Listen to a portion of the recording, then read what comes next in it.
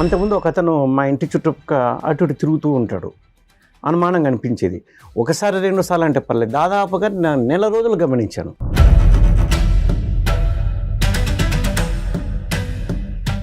నేను కూర్చొని మందు తాగుతుంటే అటువైపున ఒక అతను ఏడుస్తున్నాడు. ఇదేంట్రప్ప ఎంజాయ్ చేయకుండా ఏడుస్తున్నాడు అని చెప్పి డౌట్ వచ్చి వెళ్ళాను, ఏమైంది కనుక్కుందామని. తీరా చూస్తే మా ఇంటి చుట్టుపక్కల అనుమానం తిరుగుతున్నటువంటి ఆ వ్యక్తి ఈ వ్యక్తి.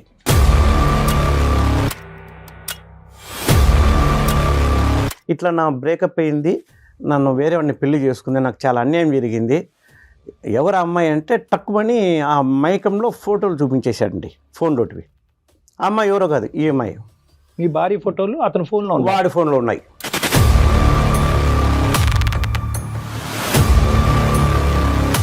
అదే పెళ్ళని నెలకే ఎట్లా ప్రెగ్నెంట్ అవుతుందో నాకు ఇప్పటికీ అర్థం కావట్లేదు.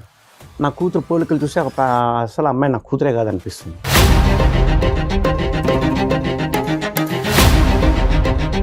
నాకైతే ఆ పాప పుట్టడం అనేది ఈయన వల్లే పుట్టింది సార్. ఎందుకు అని అంటే మేము ఆల్రెడీ పెళ్లికి ముందు కలిసాం సార్.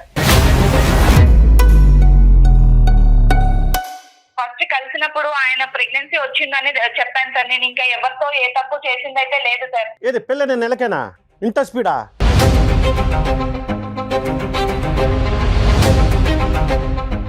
ఇదంతా కాదు సార్. ఇప్పుడు నేను ఎవరితోనో తప్పు చేయలేదని నేనైతే ప్రూవ్ చేసుకోలేను కదా సార్. ఇప్పుడు తప్పు చేయలేదు అని నేను చెప్తున్నాను కదా సార్. జెనెటిక్ టెస్టింగ్ చేయడం ద్వారా బిడ్డ ఎవరి బిడ్డ అనేది తేలటం చాలా సులువైనటువంటి మార్గం. అది చేయించుకుని ఆ బిడ్డ మీ బిడ్డ అంటే కనుక ట్రాన్స్పరెంట్గా నమ్మకంగా మీ భార్యతో కంటిన్యూ చేయడానికి అవకాశం ఉందా లేదా? కానీ అంతకుముందు ఇన్ని అబద్ధాలు చెప్పేది ఫిజికల్ రిలేషన్షిప్లో ఉండొచ్చు అంటున్నా నేను. సార్ అంటే ఇప్పుడు ఈ డిఎన్ఏ టెస్ట్లు ఈ టెస్ట్లు చేపిస్తేనే నేను అంటే ఏ తప్పు చేయలేదని ఆయన నమ్ముతాడా సార్?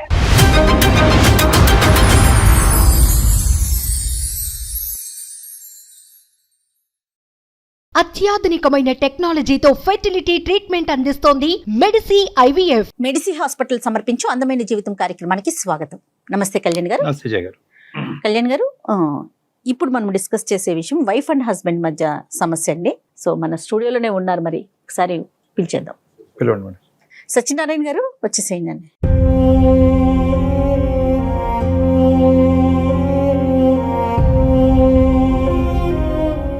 సత్యనారాయణ గారు ఎక్కడి నుంచి వస్తున్నారు?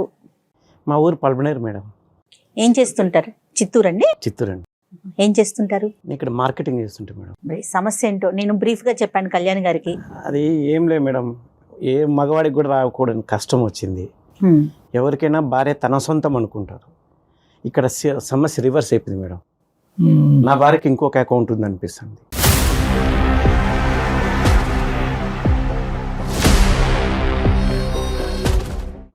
అనిపించాను కదా, నాకు అన్ని రుజువులు ఉన్నాయి మేడం. నేను ఊరికి ఆషామాషిగా ఏం మాట్లాడట్లేదు. అసలు మీ పెళ్ళి ఎన్ని సంవత్సరాలు అవుతుంది? మా పెళ్ళి 4 సంవత్సరాలు అయిందండి. పెళ్ళైన తర్వాత నెలకే అమ్మాయి ప్రెగ్నెంట్ అని చెప్పింది మేడం.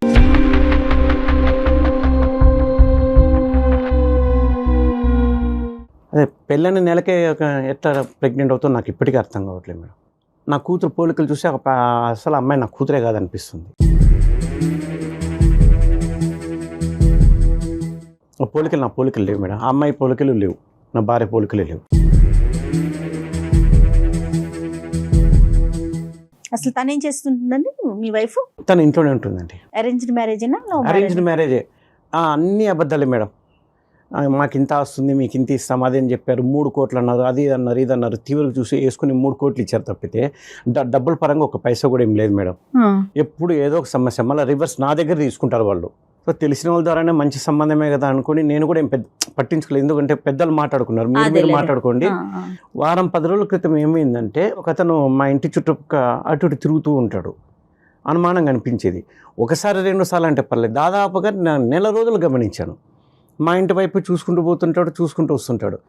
సరే ఏమో లే అనుకున్నాను. అంటే ఒకరోజు ఏమైందంటే నేను మా ఫ్రెండ్ పార్టీకి వెళ్ళాము. మా ఫ్రెండ్ తర్వాత వెళ్ళిపోయాడు. నేను కూర్చొని మందు తాగుతుంటే అటువైపున ఒక అతను ఏడుస్తున్నాడు. ఇదేంట్రప్ప ఎంజాయ్ చేయకుండా ఏడుస్తున్నాడు అని చెప్పి డౌట్ వచ్చి వెళ్ళాను, ఏమైంది కనుక్కుందామని. తీరా చూస్తే మా ఇంటి చుట్టుపక్కల అనుమానం తిరుగుతున్నటువంటి ఆ వ్యక్తి ఈ వ్యక్తి. మీరు బాగా క్లియర్ గా చూసారండి? నెల రోజులు గమనించాను మేడం. ఇక్కడ కూడా గుచ్చు చూశాను. ఈడే కదా కన్ఫర్మ్ చేసుకున్నాను. Okay okay. సరే ఏమైంది, తాగి ఎంజాయ్ చేయకుండా ఎందుకు ఏడుస్తున్నావు, అంత ఎందుకు ఎక్కువ తాగావంటే నా సమస్య మీకేం తెలుస్తుంది సార్, ఎందుకంటే అంత తాగిన మైకంలో నన్ను కూడా గుర్తుపట్టలేదు. కానీ నేను తెలిసే ఉంటాను కదా, ఎందుకంటే పెళ్లి చేసుకున్నాను, ఇవన్నీ విషయాలు తెలుసు కాబట్టి ఆ అమ్మాయిని నేను పెళ్లి చేసుకున్నాను. అతనికి తెలియటం ఏంటి? అదే ఇప్పుడు ట్విస్ట్, వాళ్ళిద్దరు లవర్స్ అంట. ఎలా చెప్తున్నారు సత్యనారాయణ గారు మీరు? అది ఆ అమ్మాయి చెప్పింది సార్. ఎప్పుడు చెప్పింది ఆ అమ్మాయి మీకు? నాకు మెల్లిమెల్లిగా ఒకటొక్కటి బయటపడుతూ వచ్చాయి కదా. అది పెళ్ళైన ఎన్ని సంవత్సరాల తర్వాత అని చెప్పింది? సంవత్సరం తర్వాత. సంవత్సరం వరకు జర్నీ బాగానే ఉంది, అంత ఇబ్బంది ఏం రాలేదు. ఎప్పుడైతే నేను డబ్బుల కోసం పీడించడం అని కదా, మామూలుగా అడిగాను అంతే. ఇస్తామన్నారు కదా 3 కోట్లు, ఏమిది 3 కోట్లు కనీసం ఇస్తే నాకు ఏదైనా ఉపయోగపడుతుంది కదా అది అంటే ఇదిగో కానీ సాగదీస్తుంది. నాకు డబ్బు ఇవ్వకపోగా వాళ్ళ అమ్మకి బాగలేదు, వాళ్ళ నాన్నకు బాగలేదు అని చెప్పి ఇప్పుడు నా దగ్గర డబ్బులు తీసుకునేవాళ్ళు. సరే డబ్బు ముఖ్యం కాదు కదా అనుకోని నేను పట్టించుకోలేదు. మెల్లిమెల్లిగా నాకు ఎందుకు డౌట్ వస్తూ వచ్చింది. ఈ పాప కూడా పోలికలు కనబడలేదు నాకు. దాంతో ఏముందిలేండి, పోలికలు అంటే ప్రింటెడ్ గా ఉండవు, ఏమైనా జిరాక్స్ కాపీలా అండి? సరే అది కూడా ఒప్పుకుంటే మేడం, మేబీ రాకపోవచ్చు కూడా, ఎందుకంటే తరాల మధ్య తేడా ఉండొచ్చు కదా. సరే అది కాకపోయినా అమ్మాయి నాకన్నా 1 సంవత్సరం పెద్ద మేడం. మీకు చెప్పలేదు? అది అబద్ధమే. సర్టిఫికేట్ ఏమి తక్కువ వేయించేసి 1 సంవత్సరం తక్కువ వేయించుకున్నారు సర్టిఫికేట్లో. డబ్బుల దగ్గర అబద్ధము. మళ్ళీ పెళ్లి చేసుకొని వాంతో వీంతో తిరగడం, ఇవన్నీ అన్ని అబద్ధాలు. మొదట స్టార్టింగ్ లోనే మీరు ఒక పాయింట్ చెప్పారు, పెళ్ళైనటువంటి నెల రోజులకి నెల తప్పింది, ప్రెగ్నెంట్ అయింది అనేటటువంటి ఒక అంశం చెప్పారు. అక్కడి నుంచి స్టార్ట్ అయింది కదా. అవునండి. పోలికలు లేవు అని అన్నారు. అంటే ఖచ్చితంగా ఇక్కడ ఉండేటటువంటి అంశం ఏంటంటే, నా భార్యకి వేరే మగాడితో పెళ్లికి ముందే ఒక రిలేషన్షిప్ ఉంది కన్ఫర్మ్ అనేప్పటికీ నాకు అప్పటి నుండి డౌట్ వస్తూనే ఉంది. చూద్దానండి, దాని గురించి సైంటిఫిక్ గా చాలా మాట్లాడుకోవచ్చు మనం, అది తర్వాత మాట్లాడదాం. కానీ అక్కడి నుంచి మీ ఆలోచనలో క్వశ్చన్ మార్క్ పడింది అనేది మీరు నాకు చెప్తున్నారు. ఎప్పుడైతే పాప పుట్టిన తర్వాత 9 నెలలు నిండిన తర్వాత, పాప కన్నా తర్వాత పాప పోలికలు కూడా మీ పోలికలకి దగ్గరగా లేదు అనేటటువంటి ఆలోచన మిమ్మల్ని ఇంకా మైండ్ ఇచ్చేసింది. మనస్తత్వం అంతా అక్కడ బయటపడింది సార్. అదే నేను అన్నడము. అంటే వీళ్ళు అన్ని అబద్ధాలు చెప్పారు, ఈ క్రమంలో ఇది కూడా అబద్ధమే కదా. ఈ పెళ్లి చేయడం దగ్గర నుండి అన్ని అబద్ధాలు అల్లుకుంటూ వచ్చారు. సో ఎట్లో వేరే ఏంటంటే, ఈ అమ్మాయికి పెళ్లికి ముందు కూడా ఒక రిలేషన్షిప్ ఉంది, అది మీ అమ్మాయి కూడా ఒప్పుకుందని మీరు ఇందాక అన్నారు. ఒప్పుకుంది. పెళ్ళైనటువంటి బ్రేకప్ అయినటువంటి అంశం మీరు అడిగితే ఆ అమ్మాయి చెప్పలేదు. ఆ అమ్మాయిగానే ముందుకు వచ్చి నాకు ఒక రిలేషన్షిప్ ఉంది, అది బ్రేకప్ అయిందని చెప్పింది. ఆ అమ్మాయి నేనే గుచ్చి అడిగాను. మీరు అడిగారు? అమ్మాయి అసలు ఏం చెప్పలేదు. ఏం అడిగారు సార్? ఎందుకు అడిగారు? నాకు అనుమానం వచ్చింది కదా సార్. ఏం అనుమానం వచ్చింది? పాప పెళ్ళైన నెలకి కడుపు రావడం ఏంటి, దాని తర్వాత పోలికలు లేవు. ఎప్పుడైతే అనుమానం వచ్చిందో నాకు అన్ని త్రూ అవుట్ ద ప్రెగ్నెన్సీ, అంటే పెళ్ళి అయినటువంటి 1 నెలకి నెల తప్పింది అనేటటువంటి ఆలోచన మీకు ఉంటే కనుక, త్రూ అవుట్ ద ప్రెగ్నెన్సీ మీరు అమ్మాయిని గుచ్చి అడుగుతూనే ఉన్నారుగా, ఏంటి ఇంత తొందరగా ఎలాగైంది? అంత తొందరగా నిర్ణయం తీసుకోలేదు, అడగలేదు. మొదటిసారి ఏమలే అని పట్టించుకోలేదు. కానీ ఎందుకు మెల్లిమెల్లిగా ఒక్కొక్కటి నన్ను వాళ్ళు డబ్బు కోసం పీడించడము, దాని తర్వాత ఇలా అరే ఇన్ని అబద్ధాలు చెప్పారంటే కూడా ఇది కూడా అబద్ధమే. సో అడిగితే కనుక కొన్ని ఏమని చెప్పింది అనే డౌట్ వచ్చింది. నెలకే ఎట్లా నీకు కడుపు వస్తుంది అంటే, ఇంతకుముందు ఏదే నా అకౌంట్లో ఇస్తున్నావా అంటే, లేదు అట్లా కాదు అని. సరే ఏ రోజు ఆ రోజు నా పనిలో నేను పడిపోవడం, మళ్ళీ మర్చిపోవడం, మళ్ళీ గుర్తుకు వచ్చినప్పుడు, మనసు బాధగా ఉన్నప్పుడు మళ్ళీ అడిగితే కనుక ఏదో ఒకటి తప్పించుకునేది ఎప్పటికప్పుడు. సో తీరా చూసి ఈ మధ్యన అదే పనికి తిరగడము, మా ఇంటి చుట్టూ 1 రోజు 2 రోజులు అంటే పర్లేదు మేడం, నెల రోజులు గమనించాను. తొందరపడి నిర్ణయం తీసుకోలేదు. నెల రోజులు అన్న తర్వాత వాడు మళ్ళీ అక్కడకు మాట్లాడాడు. సరే నన్ను గుర్తుపట్టలేదు ఆ మైకంలో. సరే ఏమైంది అది అంటే, ఇట్లా నా బ్రేకప్ అయింది, నన్ను వేరే వాడిని పెళ్లి చేసుకుంది, నాకు చాలా అన్యాయం జరిగింది. ఎవరు అమ్మాయి అంటే టక్కుమని ఆ మైకంలో ఫోటోలు చూపించేశాడండి, ఫోన్ రోటివి. ఆ అమ్మాయి ఎవరో కాదు, ఈ అమ్మాయి.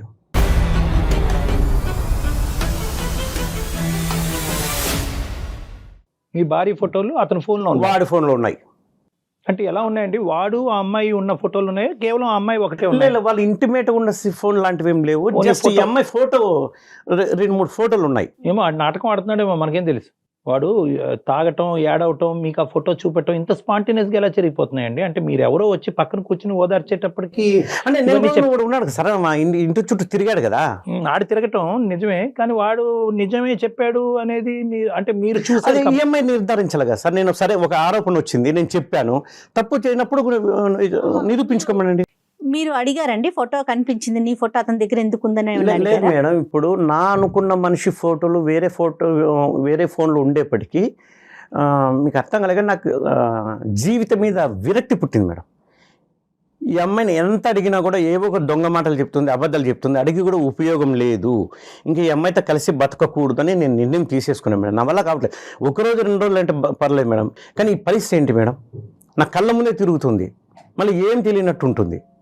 నా వల్ల కావట్లేదు మేడం. ఎందుకంటే ఒకరోజు 2 రోజులకి జీవితాంతం బతకాలంటే కష్టం మేడం.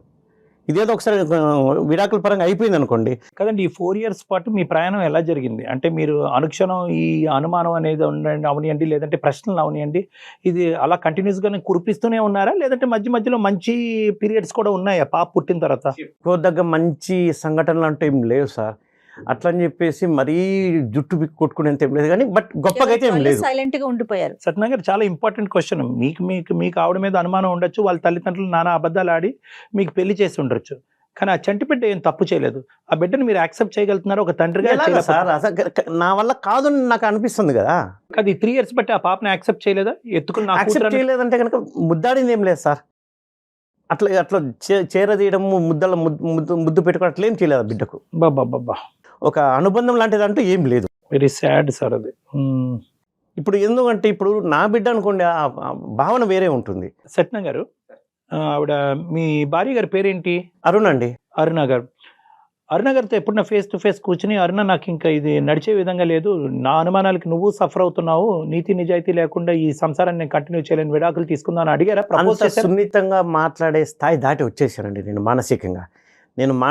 దాదాపుగా 2 సంవత్సరాలుగా నలుగుతున్నాను, ఎప్పుడెప్పుడు విడిపోదామని. మీ పేరెంట్స్తో కానీ వాళ్ళ పేరెంట్స్తో కానీ ఏమైనా పంచాయతీలు జరిగినాయా? వాళ్ళు నిలదీశారా? వాళ్ళ వరకే. అంటే నేను ఈఎంఐని అడిగాను, ఇస్తామన్నారు, ఇట్లా మోసం చేయడం తప్పు కదా, మాట తప్పడం ఎంత తప్పు. సరే కనీసం లేదు విషయంలో నాకు చెప్పాలి కదా. అది కాకపోతే రివర్స్ నా దగ్గర తీసుకుంటున్నారు.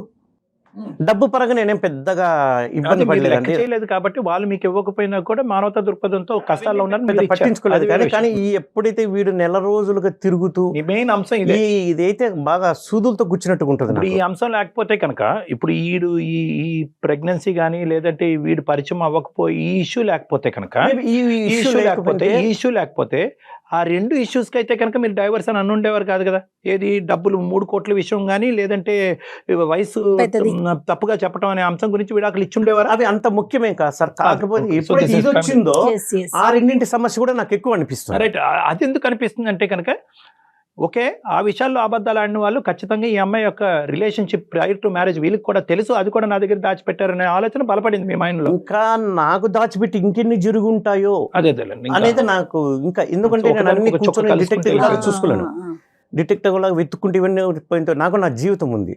సరే, ఈ రోజు మా దగ్గర రావడానికి కారణం ఏంటి? ఆవిడతో మనం ఫోన్ లో మాట్లాడొచ్చా? ఇక్కడికి వచ్చారు ఆవిడ, డైరెక్ట్ గా మాట్లాడాలా ఫోన్ లో? అంతే లేదు సార్, తను ఇంట్లో ఉంది కాబట్టి నేను ఫోన్ చేస్తాను, మాట్లాడండి. మంచిది. బట్ ఏదో ఒక కౌన్సిలింగ్ చేస్తున్నారు. అసలు మీరు వద్దు మేడం, ఇంకా కలిసి ఉండడం అనేది కుదరదు. ఈ వేదిక మీద ఇక్కడి వరకు వచ్చినటువంటి వాళ్ళు మీరు 2 ద్వారాలు తెరిస్తే కనుక మాకు సులువుగా ఉంటుంది. ఎందుకంటే ఒకప్పుడు ఇక్కడ ఏంటంటే మీ ఇద్దరు సంబంధించినటువంటి అంశం కాదు, ఆ బిడ్డ సంబంధించినటువంటి అంశం కూడా ఇక్కడ ఏంటంటే ఆ పాప రేపొద్దున విడాకులు తీసుకోవడానికి ఇక్కడి వరకు రాక్కర్లేదు సార్. మీరు ఒక లాయర్ని కలవచ్చు, 2 సంతకాలు పెట్టచ్చు, విడిపోతారు. కానీ ఇక్కడ ముఖ్యమైనటువంటి అంశం ఏంటంటే నా బిడ్డను కాదు అని చెప్పి, నా బిడ్డ ఎవరు, నా తండ్రి ఎవరు అనేటటువంటి ప్రశ్నతో ఆ చంటి బిడ్డని ఈరోజు నడి సముద్రంలో వదిలేస్తున్నారు. అది చాలా పెద్ద అంశం. ఈరోజు ఏ నిర్ణయం తీసుకున్నా కూడా కేవలం అరుణ గారి point of view, me point of view కాకుండా ఆ బిడ్డ పాయింట్ ఆఫ్ వ్యూలో కూడా తీసుకోవాలనేటువంటి అవసరం ఉంది. ఈరోజు మీరు ఇక్కడ కూర్చున్న దానికి ప్రధానమైనటువంటి అంశం ఏంటంటే అరుణ్తో మాట్లాడి, అరుణ అతనికి విడాకులు ఇయ్యమ్మా అనే దాని గురించి కాదు. దయచేసి ఆ మాట మార్చుకోండి. మీరు దాని గురించి కాదు, నాకు క్లారిటీ కావాలి. ఎందుకంటే నా భార్య ఒక పెళ్ళైనటువంటి 1 రోజుల్లోనే నెల తప్పింది. ఇది సైంటిఫికలీ పాసిబుల్లా కాదా? నా బిడ్డ కాదా? ఒకప్పుడు నా బిడ్డని తేల్చుకోవాలంటే ఏం చేయాలి అనే ప్రశ్నలతో మా దగ్గర రండి, మేము సమాధానం చెప్తాం. మీ అనుమానం అబద్ధం అవుతే విడాకులు తీసేసుకున్నారు, 6 నెలల తర్వాత ఆ బిడ్డ నా బిడ్డే అని తేలింది అనుకోండి, దట్ ఈస్ యువర్ థాట్. నేనేమంటున్నానంటే యువర్ డామ్ షూర్. సైంటిఫిక్గా మనం ప్రూవ్ చేసి ఒక జీనోమిక్ టెస్ట్ ఏదో చేసి అది కరెక్ట్ కాదని మనం ప్రూవ్ చేసామనుకోండి, ఆమె మీరు ఎప్పుడు మీరు విడాకులు తీసుకుని విడిపోయిన తర్వాత ఏం చేస్తారు? చంపలేసుకుని అరే నువ్వు నా కూతురే అని చెప్పి మీ కూతురుని యాక్సెప్ట్ చేస్తారా? మీ కూతురు మీ దగ్గరకు వస్తుందా? లేదంటే నువ్వెవరో అని అడుగుతుందా? నీ భార్య మిమ్మల్ని అనుమానించిన తర్వాత మళ్ళీ వెనక్కి వచ్చి మిమ్మల్ని మీ దగ్గర సార్, ఇప్పుడు నేను ఒక మాట చెప్పేది వినండి సార్. నేను పని చేసే చోట నా మీద ఏదైనా నేరారోపణ వచ్చింది అనుకోండి, నేను నిరూపించుకుంటాను, నేను తప్పు చేయలేదు అంటాను, పోరాడతాను. మరి ఆ ఎందుకంటే అవకాశం కనుక తనకి ఇవ్వాలి కదా తప్పించుకోవట్లేదు కదా. మనం. కాదు ఆ సత్యనారాయణ గారు, అవకాశం అది చాలా భిన్నమైనటువంటి సిచ్యువేషన్ గురించి మాట్లాడుతున్నారు. ఇదేంటంటే ఒక సంఘటన ఏదైతే కనుక గతంలో జరిగిపోయినటువంటి అంశాన్ని ఈ రోజు మీ ఎదురుగుంట నిలబడినటువంటి భార్యని ప్రూవ్ చేసుకోమంటున్నారు. ఆమె ఆల్రెడీ ప్రూవ్ చేసుకుంది. నాకు ఆల్రెడీ ఒక రిలేషన్షిప్ ఉన్నది అన్నది ఆ అమ్మాయి ఏం దాచిపెట్టలేదు. మీరు ఏ వ్యక్తి అయితే కనుక వెళ్ళి కలిసి వచ్చారో ఆ వ్యక్తి యొక్క ఫోటో చూపెట్టారో ఆల్రెడీ మీ భార్య అది ఒప్పుకుంది. సార్ రిలేషన్షిప్ అంటే ఈ రోజుల్లో ఎంత ఎక్స్టెంట్ పోతుందో మీకు తెలియదా సార్? కేవలము ఫిజికల్ ఇంటిమసీ లేకుండానే రిలేషన్షిప్స్ ఉంటాయా? ఈ వాదన అంతా అనవసరం. నేను ఒకటే పాయింట్తో మిమ్మల్ని ఆవిడతో ఫోన్ కలపమంటున్నాను.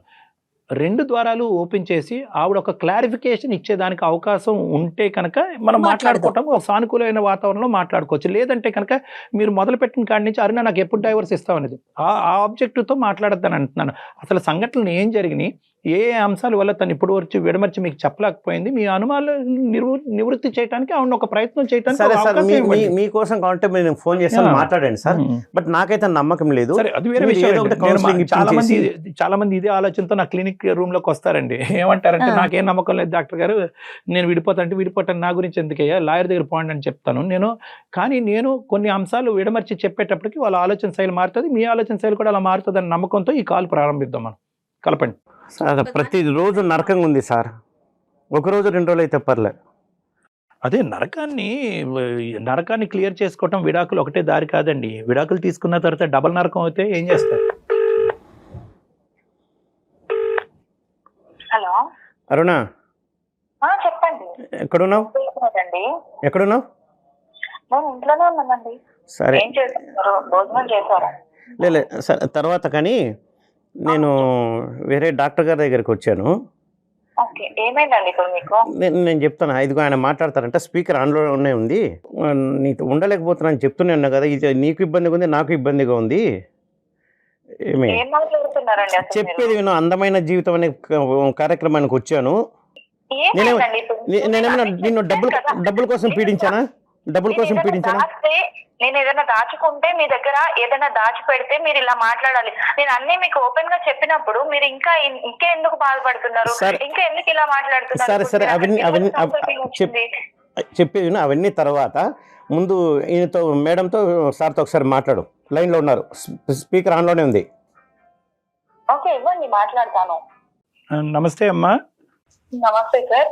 ఒక ముఖ్యమైనటువంటి అంశం, మీరు ధైర్యంగా మాతో మాట్లాడతాను అని అన్నప్పుడే మాకు అర్థమైంది. అంటే కనుక మీరు కొన్ని ఫ్యాక్ట్స్ పాలు పంచుకోవాలనే ఉద్దేశంతో మీరు ఉన్నారు అనేది అర్థమవుతుంది. అయితే మేము అడిగేది ఏంటంటే, సార్ ఆల్రెడీ సత్యనారాయణ గారు ఆల్రెడీ ఇక్కడ కూర్చుని ఎందుకు ఈ పెళ్లి, ఇది పనికిరాని పెళ్లి, దీనివల్ల ఏం ఉపయోగం, దినదినగండ నూరేళ్ళ ఆయుష్ అన్నట్టు టార్చర్ అనిపిస్తున్నావు, నా కూతుర్ని యాక్సెప్ట్ చేసుకోలేకపోతున్నాను, నా భార్యని యాక్సెప్ట్ చేయలేకపోతున్నాను, విడాకులకి ఏ విధంగా ముందుకెళ్తే బాగుంటుంది అనే ఆలోచనతో నేను ఇక్కడ వచ్చి కూర్చున్నానని అని అంటున్నారు. ఫస్ట్ నేను చెప్పేది వినండి సార్. చెప్పండి, అదే చెప్పండి. ఇక్కడ అన్ని నిజాలే చెప్పాను సార్. ఇప్పుడు ఒక విషయం సార్, పెళ్లి అనేది ఎందుకు అబద్ధం అని అంటున్నారు అని అంటే, ఆయనకంటే నేను 9 months పెద్ద.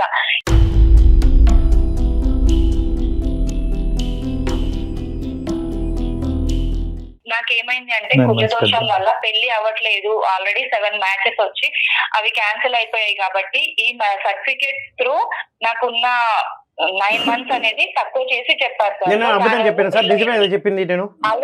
అది కూడా నేను చెప్పాను సార్. నేను పెళ్లి అయిన తర్వాతే చెప్పాను సార్, కాదు అనట్లేదు. కానీ నేను ఆల్రెడీ ఆయనకి చెప్పాను, ఎందుకంటే కుజదోషం వల్ల నేను ఇలా చేసుకున్నాను సార్. మొదట ఎందుకు చెప్పలేదు సార్? సార్ నేను పెళ్ళైన వెంటనే చెప్పాను సార్, నేను నాకు ఇలా ఉంది, ఇలా కుజదోషం ఉంది, సో దాని వల్ల నాకు ఇలా చేశారు పెద్దవాళ్ళు అనేసి నేను ఆయనకి ఓపెన్ గా చెప్పాను సార్.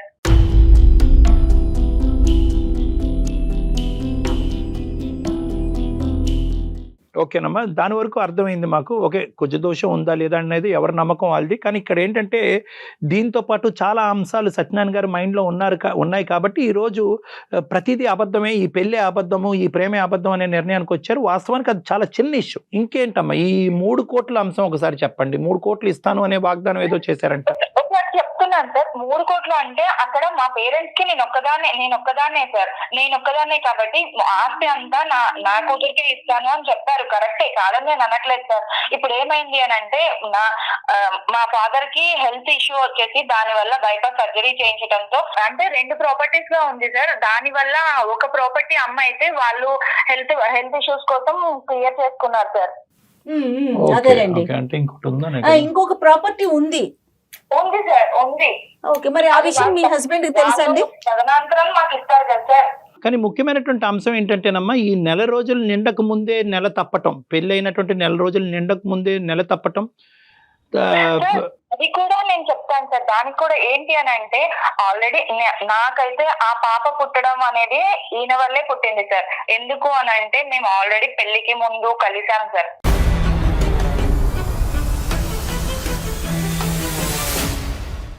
పెళ్లికి ముందు ఎంగేజ్మెంట్ అయిన తర్వాత మేము బయటకు వెళ్ళడం జరిగింది సార్. ఒక హోటల్ కి వెళ్ళడం అనేది జరిగింది. ఆ హోటల్లో మేమిద్దరం కలిసాం. కలిసినప్పుడు అప్పుడు నేనేమనుకున్నాను అని అంటే నాకు ప్రెగ్నెన్సీ వస్తుంది అని అనుకోలేదు సార్. పెళ్లి అయిన తర్వాత పెళ్లి అయిన 1 month కి నాకు ప్రెగ్నెన్సీ కన్ఫర్మ్ అయ్యింది అని తెలిసింది సార్. సో నేను అదే చెప్పాను సార్ ఆయనకి, ఆయన వల్ల వచ్చిన ప్రెగ్నెన్సీ సార్ ఇది. లేదు సార్ ఇది అబ్బదే. ఎందుకంటే కనుక తను ఖచ్చితంగా చెప్పింది 3 రోజులే కదా అయ్యింది కాబట్టి ఫుల్ సేఫ్ పీరియడ్ అని చెప్పింది సార్. ఫుల్ సేఫ్ పీరియడ్ అని చెప్పింది. ప్రెగ్నెన్సీ ఎట్లా వస్తుంది సార్? మీరిద్దరు కలవటం అయితే కనుక నిజమే, ఎంగేజ్మెంట్ ఒక్కసారే సార్. ఓకే, ఒకసారి 2 సార్లు అనేది పక్కన పెట్టండి. ఒకసారి కలిపితే కనుక చాలా మంది ఆడవాళ్ళకి ప్రెగ్నెంట్ అవుతారు. అది మీరు డిసైడ్ చేసేది కాదు. కానీ అది కామన్. వినండి, మీరు ఇందాక మాకు ఆ పాయింట్ చెప్పాలి కదా సత్యనారాయణ గారు. ఇందాక ఏంటంటే సార్, ఆ అమ్మాయితో పెళ్లి అయిన తర్వాత కలవటం కాదు, పెళ్లికి ముందే కలిసాను అనే మాట చెప్పాలి కదా మీరు. పీరియడ్ బ్యాడ్ పీరియడ్ అనేది పక్కన పెట్టండి. అది అంత యాక్యురేట్ కాదు. ఇర్రెగ్యులర్ పీరియడ్స్ ఉండేటటువంటి స్త్రీలకి ఖచ్చితంగా అలా చెప్పలేదు. నాకు ఇన్ని సమస్యలు అది గుర్తు రాలే సార్. చెప్పమ్మా, చెప్పు. నేను ఆల్రెడీ ఆయనకి ఇదే విషయం చెప్పాను సార్. అక్కడ ఏ డేట్స్ లో అనేది నాకు అంత ఖచ్చితంగా డేట్స్ అయితే చెప్పలేకపోయాను సార్. కాకపోతే 1 month తర్వాత నాకు కన్సీవ్ అయిందని నేను తెలుసుకున్న తర్వాత కూడా నేను ఫస్ట్ చెప్పింది ఆయనకే సార్. అరుణ, ఒక ఆడపిల్లగా ఇది చాలా రిస్కీ అమ్మ. 2 కారణాలు. ఒకటి ఏంటంటే కనుక వాస్తవానికి నీ పర్టికులర్ ఏదైతే సేఫ్ పీరియడ్ అని మనం అంటాం, ఏ పీరియడ్లో అయితే కనుక సెక్షువల్గా భార్యాభర్తలు కలిసినా కూడా ప్రెగ్నెన్సీ రాకుండా ఉంటుంది, అది చాలా వేరియబుల్గా ఉంటుందమ్మా. ఎస్పెషల్లీ ఇర్రెగ్యులర్ పీరియడ్స్ ఉన్నా కూడా కొద్ది డేట్స్ అటు ఇటు అయినా కూడా చాలా ప్రాబ్లం అవుతుంది. చాలామంది ఆడపిల్లలు ఆ సేఫ్ పీరియడ్లో కలిసినా కూడా ప్రెగ్నెంట్ అవడానికి చాలా ఛాన్సెస్ ఉంటాయి. ఇది నెంబర్ 1. నెంబర్ 2, నాకు ఇంకో భయం ఏంటంటే కనుక ఒకప్పుడు ఈ పెళ్లి ముందుకు వెళ్ళకపోయి ఉంటే కనుక ఏం చేసి ఉండేదానివి నువ్వు? ఈరోజు ఒక తల్లిగా ఉండేదానివి కదా, పెళ్లి కానటువంటి ఒక తల్లిగా ఉండిపోయేదానివి కదా.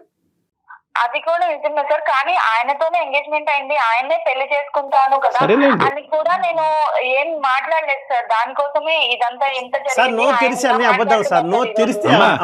ఒకటి అరుణ, నువ్వు చాలా సింపుల్ గా చెప్తున్నావు. ఎంగేజ్మెంట్ అయింది కాబట్టి అతనితోనే పెళ్లి అవుద్దని నీకు నువ్వుగా ముద్ర వేసుకుంటున్నావు. కానీ ఈ కుజదోషం అనే సబ్జెక్ట్ పెళ్లికి ముందు తెలిస్తే అతను విత్డ్రా అయ్యి ఉండేవాడేమో. నీతో శారీరకంగా కలిసిన తర్వాత అతను విత్డ్రా అయ్యి ఉండేవాడమ్మా. అప్పుడు నీ పరిస్థితి ఇది కరెక్ట్ కాదేమో అని అంటే, లేదు మనం పెళ్లి చేసుకుంటాం కదా అని ఆయన ఇదంతా చేశారు సార్. ఆ టైంలో ఇంకా అన్ని స్పీడ్ గానే ఉంటాయిలే అమ్మా అవన్నీ. ఇప్పుడు ఆ కార్యక్రమం గురించి ఇతను మాకు చెప్పలేదు కూడా, ఇప్పుడు చెప్తున్నాడు. అది ఇప్పుడు ఆయన చేసిన తప్పుని గురించి ఆయన మాట్లాడకుండా నాది తప్పు కాదు. ఆవిడ బతిమా నేను వద్దన్నాను, అతను పర్వాలేదు పెళ్లి అయిపోతుంది అని చెప్పి అతను అన్నిటి కనుక ఆవిడ కమిట్ అయిందని చెప్తుంది. ఏ అబద్ధాలు అనేది ఏ నిజాలు అనేది మాట్లాడుకుని సత్యనారాయణ గారు కొద్దిగా ఓపిక. అమ్మ, ఇంకో అంశం నాకు చెప్పమ్మా. ఈ వీడు ఎవడో మీ ఇంటి చుట్టూరు అక్కడ ప్రదక్షిణాలు చేశాడంట, 1 రోజులు ప్రదక్షిణం చేశాడంట. అతనుగా పబ్కి వెళ్ళాడు, అతను తాగాడు, ఏడుస్తున్నాడు. ఏమయ్యా ఎందుకు ఏడుస్తున్నాడు అంటే కనుక నాకు ఒక ఎక్స్ గర్ల్ ఫ్రెండ్ ఉందని చెప్పని టప్పని ఫోన్ జోబులో తీసి నీ ఫోటో చూపెట్టాడంట. ఈ కథ ఏంటమ్మా? జస్ట్ ఫ్రెండ్స్ గా ఉన్నాం అంతే సార్. తను మాట్లాడేవాడు, నేను మాట్లాడేదాన్ని అంతే సార్. ఒక రోజు ప్రపోజ్ చేసినప్పుడు నాకు అదే టైంలో మ్యాచెస్ చూస్తున్నారు, ఇవన్నీ కరెక్ట్ కాదు అని తనకి చెప్పేశాను, బ్రేకప్ చెప్పేశాను, అయిపోయింది సార్. ఈ విషయం ఎప్పుడు చెప్పామ్మా సత్యనారాయణ గారికి? ఎప్పుడు చెప్పా ఈ విషయం? పెళ్లి అయిన తర్వాత చెప్పాను.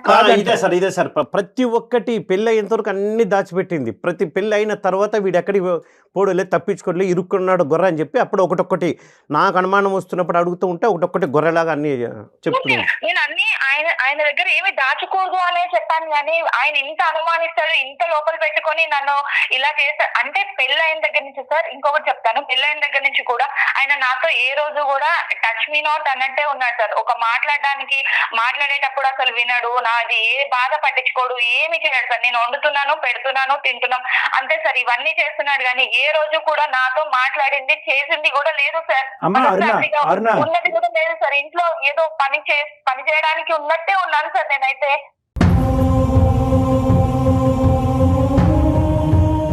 పెళ్ళైనటువంటి ఒక నెల రోజుల లోపు ఎప్పుడైతే కనుక నువ్వు నెల తప్పే అనేటటువంటి వార్త అతనికి మొదటగా వినిపించావో ఆ రోజు నుంచే అతని మనసు మారిపోయింది. ఇది రాంగ్ మ్యారేజ్, రాంగ్ ట్రాక్ లోకి వెళ్ళిపోయింది నా జీవితం అనేది అతను ఫిక్స్ అయిపోయాడు. కాబట్టి నువ్వు ఇప్పుడు డిస్క్రైబ్ చేసిన ప్రవర్తన అంతా కూడా దాని పరిణామమే. లేదు సార్, ఆ పాపని కూడా, మాకు ఒక పాప పుట్టింది సార్, ఆ పాపని కూడా ఎత్తుకున్నది లేదు, ఏ రోజు ప్రేమగా పలకరించింది లేదు, మాట్లాడింది లేదు సార్, ఆ పాపతో ఆడుకున్నది కూడా సార్ లేదు. ఎవరైనా ఎట్లా చేస్తారు సార్? ఎవరైనా ప్రేమగా చూసుకోగలరా? ఎందుకు నాకు అరే నాకు సంబంధం లేదంటుంటే మళ్ళీ ఊరికే అతని పాప కాదంటున్నాడమ్మా, అతను బల్లగుద్ది వాదిస్తున్నాడు. లేదు సార్, తన వల్ల కలిసినప్పుడు నేను ఎవరితో ఏ తప్పు చేయలేదు సార్. ఆయనతో కలవడం వల్లే నాకు ఈ ప్రెగ్నెన్సీ అనేది వచ్చింది. నేను పెళ్లి తర్వాత నాకు కన్సీవ్ అయింది కాబట్టి నేను ఆయనకు కూడా అదే చెప్పాను సార్. ఫస్ట్ కలిసినప్పుడు ఆయన ప్రెగ్నెన్సీ వచ్చిందని చెప్పాను సార్. నేను ఇంకా ఎవరితో ఏ తప్పు చేసిందైతే లేదు సార్. ఏది పెళ్ళి నెలకేనా ఇంత స్పీడా? అది సత్యనారాయణ గారు ఇందాక నేను అది క్లారిటీ ఇచ్చాను కదా, ఆ సేఫ్ పీరియడ్ ఏదైతే కనుక మీరు కలిసిందో. అబద్ధం సార్, అన్ని అబద్ధాలు చెప్తుంది. మీరు అబద్ధం అంటే కనుక సైన్స్ తిరగరాయలేవండి. ఒక్క నిమిషం సత్యనారాయణ గారు, ఇప్పుడు ఖచ్చితంగా ఆ అమ్మాయి నిజం చెప్తుందో మీరు నిజం చెప్తున్నారో, లేదంటే ఆ అమ్మాయి అబద్ధం ఆడుతుందో మీరు అబద్ధం ఆడుతున్నారో అని చెప్పలేండి. ఒక 2 నిమిషాలు అరుణ నేను చెప్పే జాగ్రత్తగా వినమ్మా.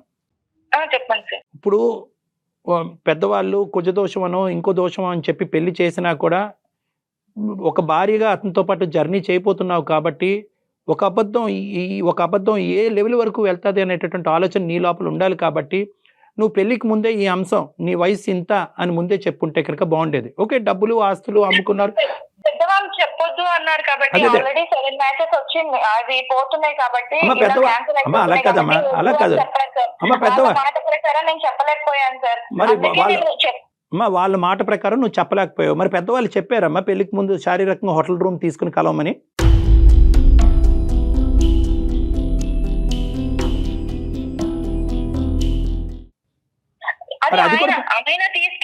ఆయన తీసుకుని వెళ్ళి ఆయన అది మాత్రం ఆయన, ఇది మాత్రం పెద్దలు. సరే, డిస్కషన్ కరెక్ట్ కాదులేండి. అమ్మ అనుమానం పెనుపోతాం అని ఎందుకు అంటారంటే కనుక ఒక్కసారి ఆ బీజం పడిన తర్వాత మన కళ్ళు ఆటోమేటిక్గా మిగతా అంశాల గురించి వెతకలాట మొదలు పడుతూ ఉండే. అలా వెతికేటటువంటి క్రమంలో గుచ్చి ఒకడు ఎవడైతే ఉన్నాడో వాడు ఇంటి చుట్టూ తిరిగాడు. వాడు దొరకపోతే ఈరోజు ఈ సమస్య ఉండదు. వాడు దొరకటం, వాడు ప్రత్యేకంగా నీ ఫోటోయే వాడు ఫోన్లో చూపెట్టడం, ఏదో తూతూ మాత్రంగా ఎక్కడి నుంచో పోతుంటే నీకు ఫోటో తీసుంటాడు, ఆ ఫోటో ఇతనికి చూపెట్టాడు. ఇదేంటి వాడు ఫోన్లో నా భార్య ఫోటో అని చెప్పి ఆల్రెడీ ఇతనికి అనుమానం అనేది ఉంది కాబట్టి అది ఇంకా డీప్గా ఒక వేరులతో నాటుకుపోయింది ఆ అంశం. అంటే అన్నీ కలగలుపుగా అతని మైండ్ పొల్యూట్ చేసింది. సమాధానాలు నువ్వు చెప్తున్నావు కరెక్టే, ఏమంటే అది కాదండి ఇది కాదండి అని చెప్తున్నాడు. కానీ అతను నీ నోటు ద్వారా సమాధానాలు వినాలి అని అనుకోవట్లేదు. ఎందుకంటే తప్పు చేసిన దాన్ని నువ్వు అని అతను అనుకుంటున్నాడు కాబట్టి నీ నోటు ద్వారా సమాధానాలు అతను చల్లబరచట్లేదు. ఫైనల్గా మా దగ్గరకు వచ్చి ఏంటంటే ఇవేమీ కాదండి, నేను ఏమీ వినాలని అనుకోవట్లేదు, నా భార్య దగ్గర నుంచి నాకు విడాకులు ఇప్పించండి అనే అంశంతో ఇతను వచ్చి ఇక్కడ. ఇదంతా కాదు సార్. ఇప్పుడు నేను ఎవరితోనో తప్పు చేయలేదని నేనైతే ప్రూవ్ చేసుకోలేను కదా సార్. ఇప్పుడు తప్పు చేయలేదు అని నేను చెప్తున్నాను కదా సార్. నేను చెప్పినప్పుడు ఆయనతో నేను పెళ్లి చేసుకుంటాను అని ఫిక్స్ అయిన తర్వాత కదా సార్ నేను ఇదంతా చేసింది. నేను ఇప్పుడు ఆయన కాదు అని అంటే నేను ప్రూవ్ చేసుకోవడానికి ఎలా ప్రూవ్ చేసుకోలేను కదా సార్. నీ మాటలో నువ్వు మాట్లాడే తీరు, నీ యొక్క పద్ధతి వ్యవహారం అనేది ఎంతో కొంత విశ్లేషించే కెపాసిటీ నాకుంది. నేనైతే మాత్రం ఖచ్చితంగా నువ్వు నిజాయితీ పర్రాలే అన్నట్టుగా నేను మాట్లాడగలను. కానీ ఇక్కడ నమ్మకం రావాల్సింది నాకు కాదు, నీ భర్తకి. సో ఇక్కడ ముఖ్యమైనటువంటి అంశం ఏంటంటే మీ ఇద్దరు ఇప్పుడు ప్రధానమైనటువంటి అంశం ఏంటంటే పెళ్లికి ముందే నువ్వు వేరే వ్యక్తితో కలిసేవా, ఇతనితోనే కలిసేవా, ఈ బిడ్డ అతని బిడ్డ నీ బిడ్డ వేరే వాళ్ళ బిడ్డ అనేది తేలితే కనుక సరిపోతుంది. కాబట్టి నా ఉద్దేశం ఏంటంటే మీరిద్దరూ ఏకీభవిస్తే కనుక మీ ఇద్దరు నా దగ్గరికి వస్తే కనుక నేను సర్టిఫై చేస్తాను ఫర్ జీన్ టెస్టింగ్. మీ ఇద్దరికి ఓకే అంటే కనుక, అంటే దానికి ఒక డాక్టర్ యొక్క సర్టిఫికేట్ కూడా కావాలి. మీకు మీరుగా వెళ్ళి ఒక నిమిషం సత్యం గారు, ఇది ఒక సజెషన్ కొద్ది పూర్తిగా వినండి. ఎందుకంటే ఇందాక నేను చెప్పాను ఇది కేవలం ఒక భార్యాభర్తల అంశం కాదు, ఏ పాపం పుణ్యం ఎరగనటువంటి ఒక బిడ్డ జీవితం కూడా. నేను ఇందాక ఒక హైపోథెటికల్ స్టేట్మెంట్ చెప్పాను. ఈమె ఎంత కాలాంతరంలో మీకు తెలియదు కాబట్టి మీరు ఇలా పుస్తకం ముందుకు వస్తున్నారు. కానీ మిమ్మల్ని కూడా మాయ చేస్తాం సార్, ఏదో ఒకటి చేస్తే దొంగ రిపోర్ట్ మేడం, అంత టాలెంట్ ఉంది. నేను సజెస్ట్ చేస్తాను. నన్ను ఇన్ని రోజుల నుంచి నేను భరిస్తూ వచ్చాను సార్. అన్నిటికీ మాట్లాడుతున్నట్టు చూడండి సార్. ఇప్పుడు నలుగురిలోనూ తీసుకొచ్చి నన్ను ఇలా చేస్తున్నట్టు చూడండి సార్. ఎడ్యుకేటెడ్ పర్సన్ సత్యనారాయణ గారు, మీరు అంత అమాయకుల్లాగా మాట్లాడకండి దయచేసి. మీ అనుమానం మీకు అనుమానం ఉండొచ్చు, కానీ సైన్స్ ని, రిపోర్ట్లని, డాక్టర్లని అందరినీ మూకుమ్మడిగా అనుమానం పెట్టి అందరినీ అవమానించేటటువంటి విధంగా మీరు మాట్లాడకండి. కాదు కళ్యాణి గారు, ఇప్పుడు తను మాట్లాడే వర్షన్ వింటూ ఉన్నాం, ఆయన చెప్పేది విన్నాం. ఇప్పుడు ఏంటండి సొల్యూషన్, ఏంటి, ఏం చెప్తారు మీరు? అమ్మా ఇప్పుడు అవన్నీ కూడా జత కలిసినటువంటి అంశాలే కానీ ప్రధానమైనటువంటి అంశాలు కాదు. ప్రధానంగా కావాల్సింది ఏంటంటే కనుక అతని మైండ్లో ఉన్నటువంటి అనుమానం మనం నివృత్తి చేయాలి అంటే అరుణ నిజాయితీ పర్రాలా కాదా, పెళ్లికి ముందు వేరే వాళ్ళతో తిరిగిందా కలిసిందా అనేటటువంటి అంశాన్ని ఒకటి క్లియర్ చేసుకుంటే అదృష్టం ఏంటంటే కనుక ఈరోజు ఆ బిడ్డ లేకపోతే కనుక ఆ బిడ్డ ఉంది కాబట్టి టెస్ట్ చేద్దాం అనేటటువంటి అవకాశం ఉంది. ఆ బిడ్డే లేదనుకోండి ఇంతే, మీది విడాకులే. సార్ ఇప్పుడు కరెక్ట్ పాయింట్కి వచ్చారు సార్. ఇప్పుడు వాళ్ళు జాగ్రత్తలు తీసుకుని ఉంటారేమో.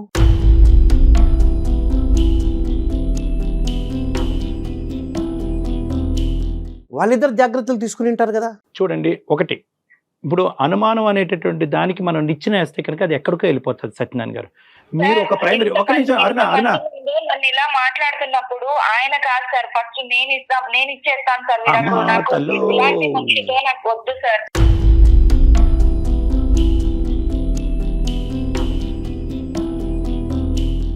ఒకటి, నేను ఇద్దరితో ఒకే అంశం మాట్లాడతాను. సత్యనారాయణ గారు, ఫస్ట్ మీతో మాట్లాడతాను.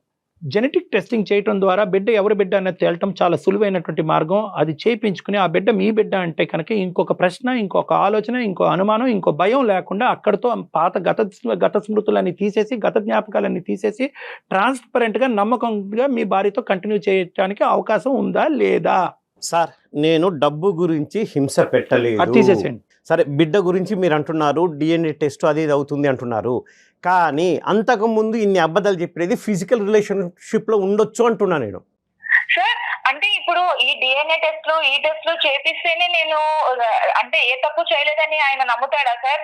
అదే అమ్మా, అక్కడితో ఆగిపోతే హ్యాపీ అమ్మా. అక్కడితో ఆగిపోతే కనుక ఇంకా మళ్ళీ ఆ ఆలోచన లేకుండా, ఆ అంశం యొక్క ప్రస్తావన లేకుండా మీరు ముందుకు వెళ్ళిపోతే కనుక నీకు కష్టమైనా, కొద్దిగా ఇబ్బందికరంగా అయినా, ఒక ఆడది ఈ విధంగా ప్రూవ్ చేసుకోవాలా, చాలా అసహ్యంగా ఉంది అని నీకు అనిపించినా కూడా ఈ కుటుంబాన్ని కాపాడటం గురించి ఆ టెస్ట్కి వెళ్ళి ప్రూవ్ చేసుకుంటే అక్కడితో అయిపోతే పర్వాలేదు. కానీ అతను అక్కడితో ఆగట్లే.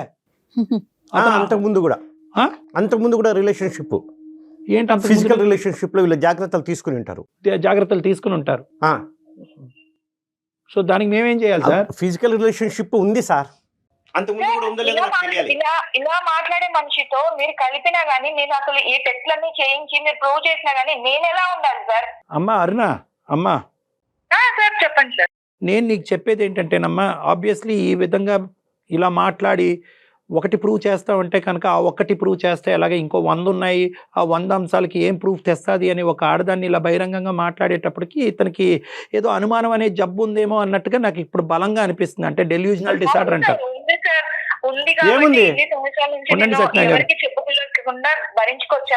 ఇతని ఆలోచన అనేది ఇంకో తప్పుదోవలో వెళ్ళిపోతుంది. కాబట్టి మీరు ఇద్దరు నా దగ్గరికి రండి, మీరిద్దరూ నా కౌన్సిలింగ్కి రండి. ఎందుకంటే మీరిద్దరూ కాదు, ప్రధానంగా అతను కూడా రావాలి, అతనితో పాటు నువ్వు తోడుగా. అతనికి కౌన్సిలింగ్ కావాలి, అతనికి ట్రీట్మెంట్ కావాలి. ఈ అనుమానం అనేటటువంటి దానికి వల్ల చాలా మంది జీవితాలు నాశనం చేసుకుంటున్నారు. దానికి కౌన్సిలింగ్ ట్రీట్మెంట్ ఇస్తే కనుక అతను అనుమానం అనే జబ్బు పోతుంది, క్లియర్ అయిపోతుంది. దాన్ని బట్టి మీరిద్దరూ హ్యాపీగా ముందుకెళ్ళగలరేమో ఒకసారి ఆలోచిద్దాం. ఓకే సార్, మీరు ఇంతగా చెప్తున్నారు కాబట్టి ఒకసారి మీ మాట వింటాను. సంతోషం, వస్తాను సార్, కౌన్సిలింగ్ వస్తాము. రైట్, ఒప్పుకున్నందుకు సంతోషం. అమ్మా మీ ఇద్దరు కలిసి రండి అమ్మా, మీరు కూడా రండి, ఓకేనా?